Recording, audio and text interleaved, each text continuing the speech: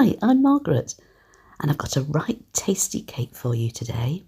It's perfect for this time of year while apples are in season. Now, one of my favourite things about this cake is that it's so easy to make. All the dry ingredients go in one bowl and they get whisked together. I've added a bit of cinnamon here to give it a great background flavour.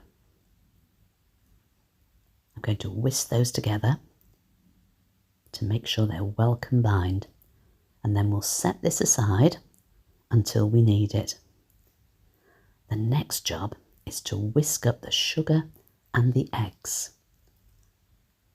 They need to be whisked quite thoroughly, and they go from being quite yellow to being quite pale and light and fluffy.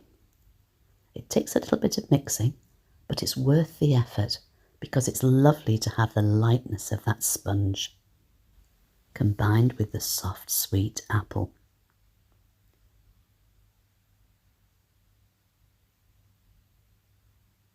It takes a little time, so let's fast forward here. I've got it on quite a high whisk, and there we go. Now let's get some great flavours into there. The vanilla, and I've also added a little bit of dark rum. You can't taste the rum in the finished cake, it just gives a lovely background flavour. Goes beautifully with apples. And then we're going to add the flour and the butter, and we're going to do this in 2 halves. This helps to keep the air in the cake mixture. So we're folding in half the flour first of all, until it's mostly combined, followed by half of the melted butter.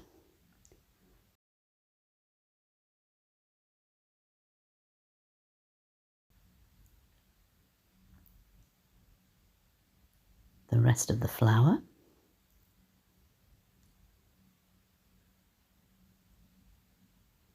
And you can see there's still some butter there that needs mixing in. So I'll fold a little bit more with this.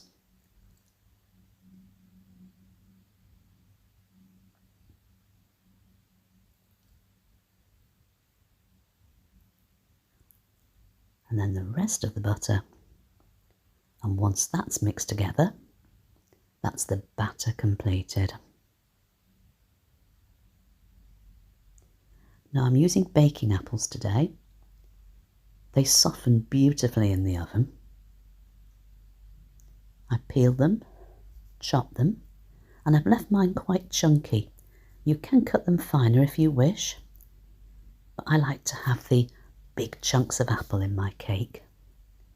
Let's just make sure that every piece of apple is covered in the batter before we pop it into the cake tin. I've double lined this cake tin as it's a loose bottom tin, 9 inches by the way.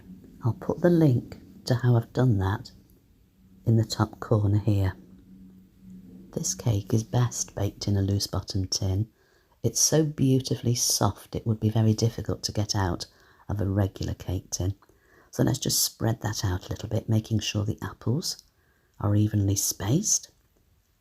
And to give it a crunch, I'm going to put halved almonds on top here, just scattered.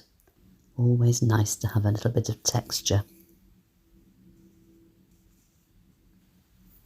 So there we go, ready for the oven. And when a wooden skewer poked into the centre comes out clean, then the cake is ready to eat.